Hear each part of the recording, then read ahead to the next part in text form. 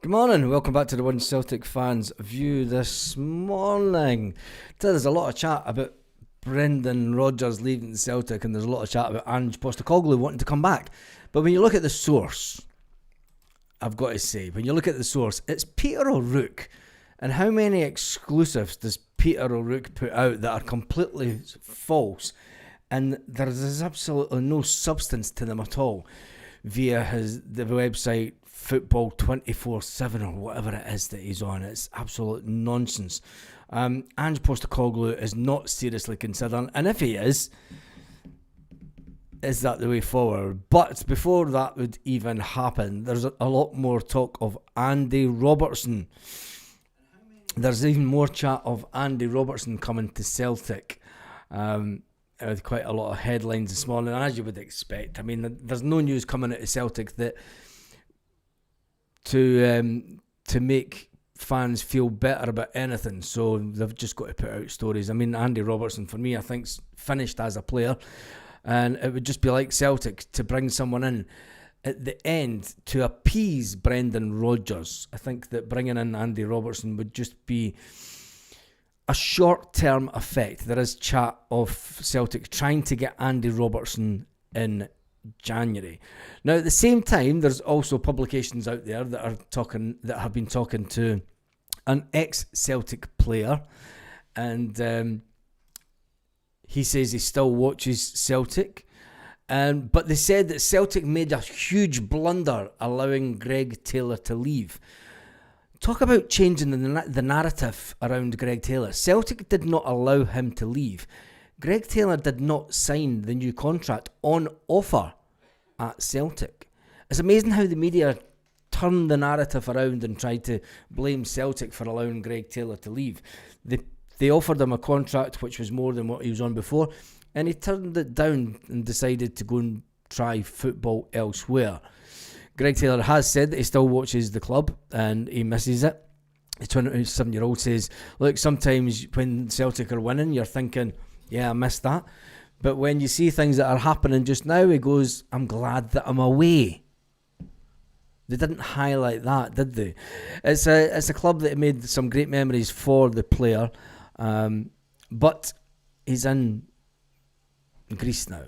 And I think that the talk of Andy Robertson coming to Celtic, like I said before, it wouldn't surprise me the next transfer window that Celtic go out and make some short-term statement signings just to appease Brendan Rodgers in the last Celtic months, just to try and appease the fan base and to get the league over the line. Because I think that come the winter window, Chilpel comes straight in with it. Should have given Greg Taylor what he wanted. They made him a good offer, and there's not a lot of people saying that it wasn't what he wanted. But the fact is that he turned the contract down. So to say that Celtic allowed him to leave, the contract table was on the offer for long enough, and he didn't want to. Take up the contract. But anyway, we move on. Right, the big talking point is, should we really be bringing Andy Robertson to Celtic? Because let's face it, he's a player that Paul says he's too old and past his prime, but I still think that Celtic will do things like that to just get the league over the line and make sure. You know, it's all about, think about what Celtic's main objective is. Celtic's main objective is all about winning the league. It's not about going on big runs in Europe. It's about maintaining dominance in Scottish football. And if that's the kind of signing that it takes, 2 or 3 of those short-term signings, Celtic have done it before over the years. We've done it with lots of players over the years. If Celtic want to make sure that they can bring in players that can help us get over the line, even on a short-term basis, if it was a 6-month loan deal, if it's a short-term deal for Andy Robertson, you never know, it might be, they might try and buy Andy Robertson just to get the deal done, because he does have only 6 months, just over 6, 7, 8 months left on his contract at Liverpool. It wouldn't, but then again, they tried to do it with Kieran Tierney, and the money just wasn't right. So they waited until the summer to bring in Kieran Tierney. By that time, it's far too late because Brendan Rodgers will have left Celtic. Andy Robertson's 31. Do a poll on Robertson, Baz. Should we do a poll on Robertson? Yeah, why not? Early morning polls are always good for the soul. Did we not do one last night? Oh, that's poll. Let me just do this.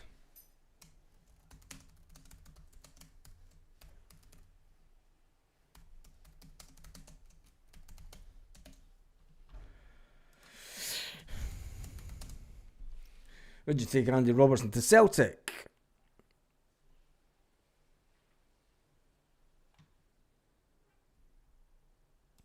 There we go. There's the live poll. I think the majority will be saying no on this one.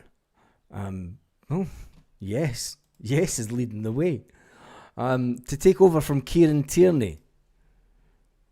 He's older than Kieran Tierney. Don't know, he's in his what age is he? Andy Robertson, what age is he? Is he 31?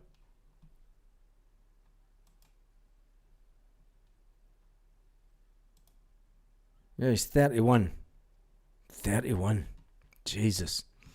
He has won the Champions League. He's won 2 English Premier titles and various other trophies at his time at Liverpool. Left midfield, left back. His highest valuation was 80 million euros. Just back in 2019, he was valued at 80 million euros. His current valuations are around about 15, even though his contract's running down. And that's the type of money. The thing is that's if Celtic were to try and get him in the January window, it will go down the same road as it did with Kieran Tierney. Arsenal didn't want to release Kieran Tierney. Celtic couldn't get a financial offer on the table, and it'll be the same with Andy Robertson. They won't want to lose him for nothing during the season, even though he's not getting a lot of game time. But it is what it is, isn't it? So let's start talking about the Sturm Graz game and what Celtic players and what change of formation will Brendan Rodgers make with the team on Thursday evening. Our record versus the Austrians. Brendan Rodgers' side kicked off the campaign with a 1-1 draw in Belgrade. If you look back to the 1977-1978 European Cup. Yes, a long time ago. The first competitive meeting with Celtic and an Austrian side came in the European Cup second round, 1977-78. A lot of you might not have been alive at that point because I know you're all young spring chickens on this channel. Fucking kidding on. Despite recording a 2-1 win at home, they fell to a 3-0 victory in Austria, something that Celtic would come to do quite often in the European context, going from the 70s into the 80s. And then there was the Rapid Vienna in the European Cup Winners' Cup.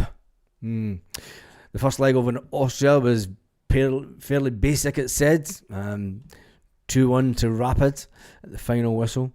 Then it was 3-1 as the game finished. Celtic had to win 3-0.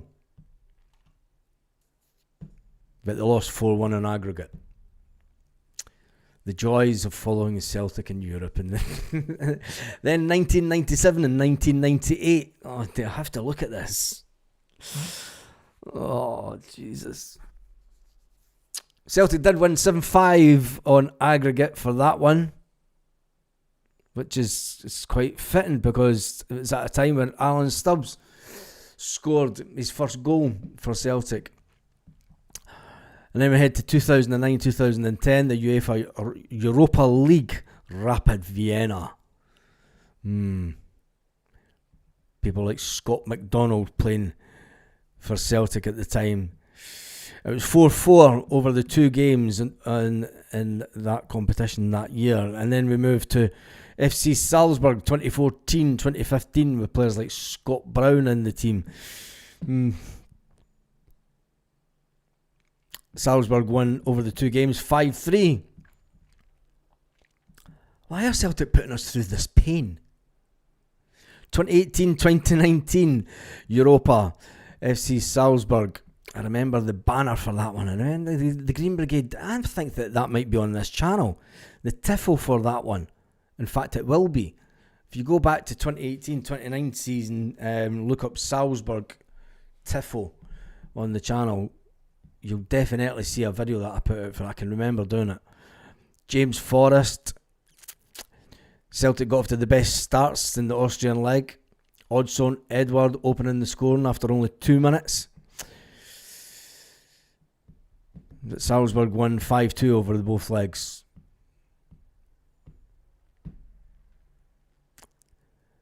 Just makes you not want to watch it, especially after watching football last night. And you're thinking, thank God, when you see some of the scorelines last night in Europe, you're thinking, thank God we never made the Champions League, because we would get our absolute arses kicked in the Champions League this year. We would get ruined, absolutely ruined in the Champions League. I mean, Barcelona thumping Olympiacos 6-1. You look at some of the other results. Newcastle United beating Benfica 3-0. Celtic obviously beat Newcastle, and everyone says, yay, Celtic are on for a great season. But Newcastle were only 2 games into their pre-season.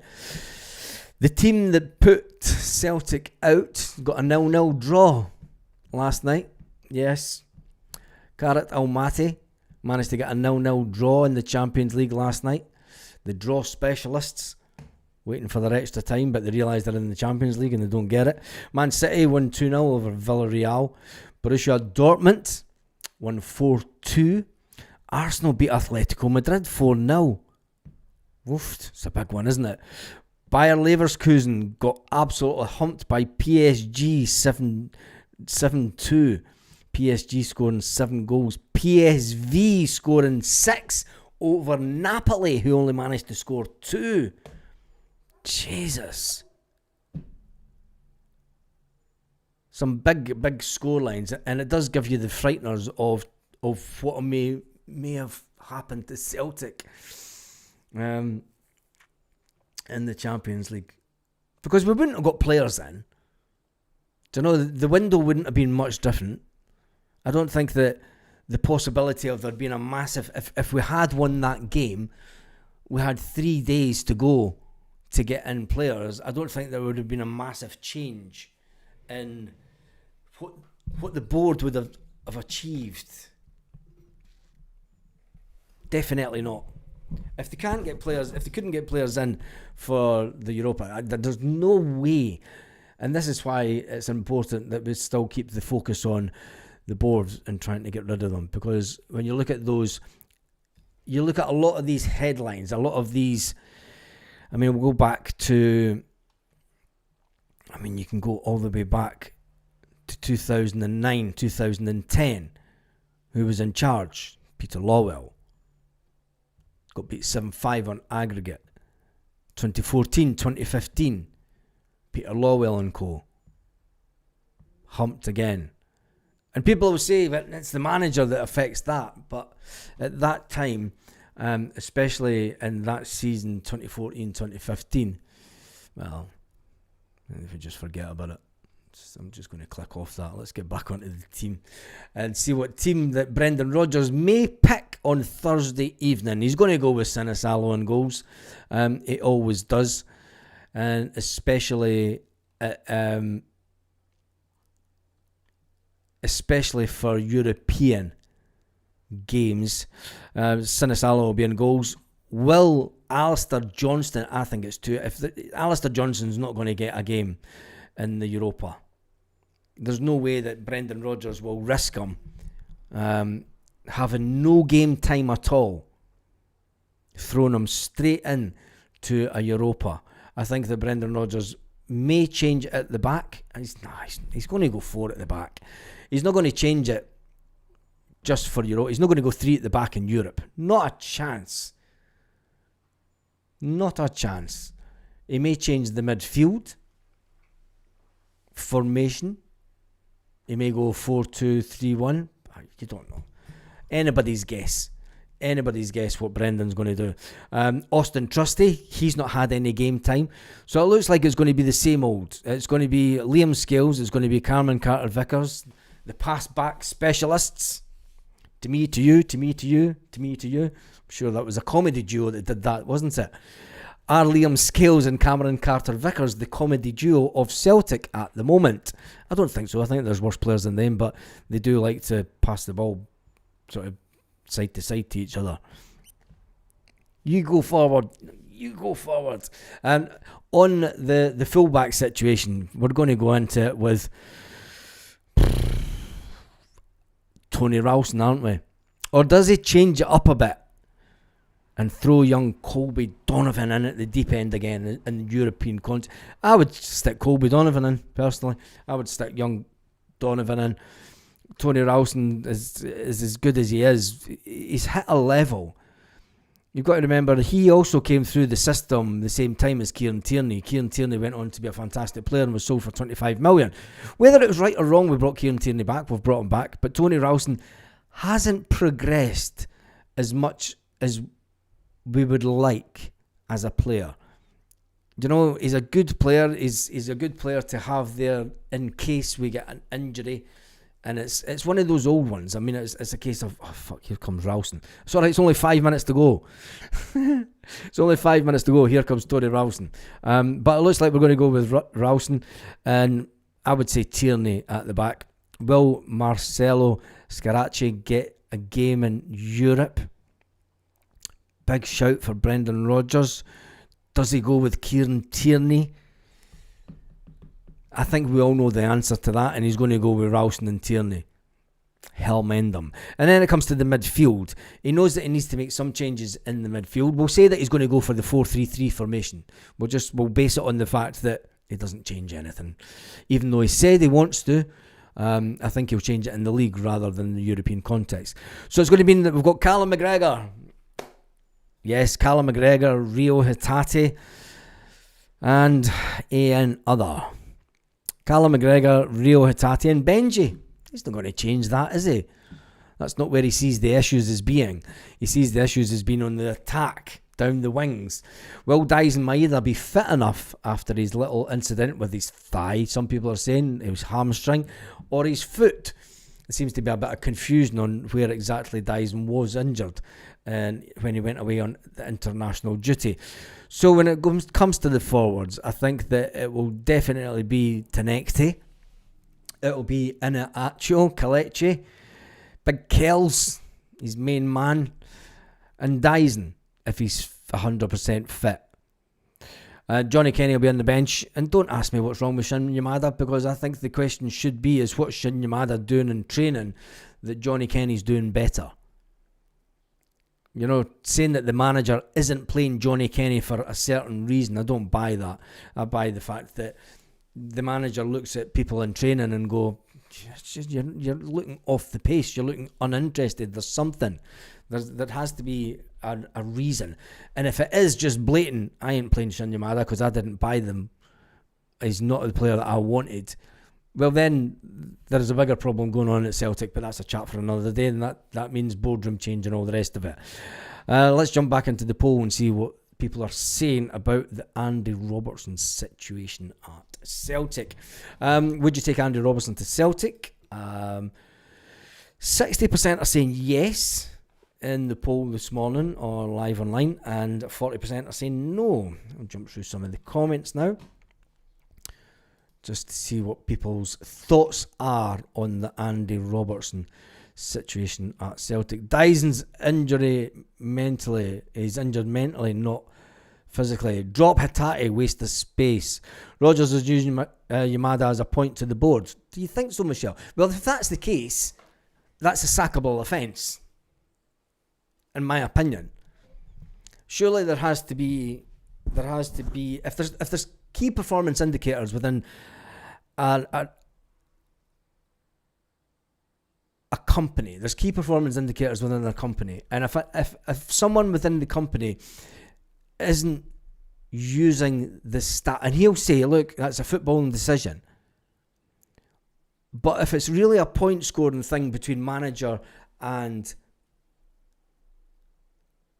board, isn't that... I mean, you'd have to speak to an employment specialist on that one. I'm sure there's some employment specialist that could talk us through that. But then on general football terms, if the likes of Ange Postecoglou can get sacked just like that, I mean, Celtic aren't going to sack, because I think if I didn't even want to get into this conversation this morning. Anyway, Rodgers is using Yamada as a point to the board. That opens up a conversation to a whole new video, and you're going down a rabbit hole that I think that would just bring out even more negativity. And I think doing that right before a game is of such important, and it's such an important week for Celtic. Yeah, it's an important week and a half.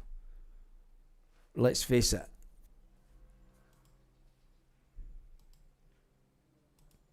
Because after that, I mean, even going to the Falkirk game and getting back to Celtic Park, I mean, I can only imagine what it's going to be like on Thursday. But if you don't have a full... If we drop points on Thursday night, which is looking like we will do, if we then go to Hearts and we get beat by Hearts, could you imagine how many fans aren't going to turn up against Falkirk? That puts the manager then in a position. And it puts the board in a position. And like we had the conversation last night, is what manager then comes into the toxic situation that is Celtic at this current moment. Because if say all hell breaks loose, and the time that we get to Sunday the 2nd of November, come 6 o'clock at night, we're sitting defeated by Rangers at Hampden. We got our rolling sausage. We got sausage rolled over by Rangers. If that then happens, and the board go, do you know what? We've got a get out of jail free card here. And that's the way the board will see it. Will the board see it as we've got a get out of jail free card? It's not so much a game of chess that's going on with Celtic. It's a game of Monopoly. And they hold the entire board. They own all the property. And the fans are running about the Monopoly board trying to pick up shares. And it's not really working. Well, these people completely dominate the Monopoly board. What a way to talk about Celtic this morning. I used to have the Celtic Monopoly, and I left it in America, and it's one of the biggest regrets that I've got in my life. Do you know that? Just totally off subject. Did anyone buy the Celtic Monopoly when it was out years ago? I had it, and I'll give it to friends in America. I don't know where the hell it is now, because I think he's back from America. Don't know, I haven't spoke to him in 10 odd years. Fucking biggest regret in my life. But anyway, if that's the case, and say that situation does happen, will the board will think we've definitely got a get out of jail free card, because they'll then sack Brendan Rodgers and say, look, Brendan Rodgers was the issue. It wasn't us. We offered them players. You'll see all the spin coming out. Never mind Brendan Rodgers putting out spin. You'll see people coming out the woodwork saying that, look, we offered Brendan Rodgers all these players. So, and then it's a case of you're trying to bring in another manager. Now, maybe they will bring in Ange Postecoglou till the end of the season. Do you know? Maybe would that be an ideal situation? He's a man that knows the board. He's a man that knows the club. He likes to go in firefighting. He maybe not take it up in a long-term situation, but I think that would do more harm than good to Ange Postecoglou's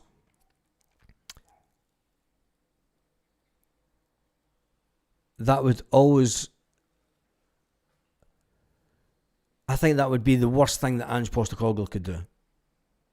Because I think his reputation is taking such a dive over in some media circles that if he was to come back to Celtic, even on a short-term basis, just to get back into football and get a bit of money, and maybe his pal Dermot will phone him and say, look mate, do you want to come back for 6 months? Just till we get ourselves on our feet again and get it over the line. So yeah, it's an interesting situation. I'm going through this. I respect Rodgers more if he walks now.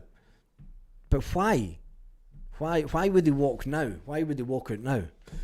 I don't think so. Anyway, we've got a big game this week, Thursday night. Must-win game for Celtic if they've got any intention of trying to do well in the Europa this year. A lot of fans are saying, look, when it comes to the Europa, just get it gone. Get it gone, because it is absolutely of no use to Celtic at all. Imagine this scenario plays out. Brendan Rodgers sticks around in Europe and gets us into the top 24. He then wins a playoff game that gets us through to the last 16. And this is the madness that could happen at Celtic. Say he then gets us through to the last 16. We've got a narrow window to bring in players towards the end of the group phase. Say we managed to get a player in the beginning of January. 1st of January, we bring in 2 or 3 players. Boom, shock everybody. Been working on this for months. Brendan Rodgers and Celtic bring in 3 players on the 1st of January. Those 3 players help us get through to the later stages of the Europa. Celtic then get through to the last 16. They get through to the last 8. It's a mind-blowing situation, and the permutations is all the negativities focusing on Brendan Rodgers losing. But there is a scenario that could play out that could be completely different for Celtic Football Club. Can they get off to the start that is required tomorrow evening against Sturm Graz? When you look at the teams that are at the top of the Europa, I mean, Dynamo Zagreb are sitting on 6 points, 4 goals for, sitting with a goal difference of +4. Midtjylland, Braga, Aston Villa, Porto are up there, Real Betis. They're on Celtic. Where are they? Yeah, they're way down in 28th position. At least we're no Rangers. They're down in 30th. Now, God forbid that this new manager comes in and gives them the lift that they need in a European context, and they climb up the league above us in Europe, and they were to finish and automatically qualify. I don't even want to talk about that. Anyway, on that note, I hope you've had a fantastic morning. Why would Andy Robertson come to us to kill his career altogether? Be serious with these polls, pal. Because the media are talking about it. Andy Robertson is a lifelong Celtic fan, and he's at the end of his Liverpool contract. And Liverpool have pretty much came out and said that they will not be offering Andy Robertson a new contract. That's why there's a lot of people talking about it in the media. So it is a serious poll. But never mind, it's not for everyone, Keith, to just talk about situations that are happening live. On that note, have an absolutely fantastic morning, Celtic fans, wherever you are, all around the world.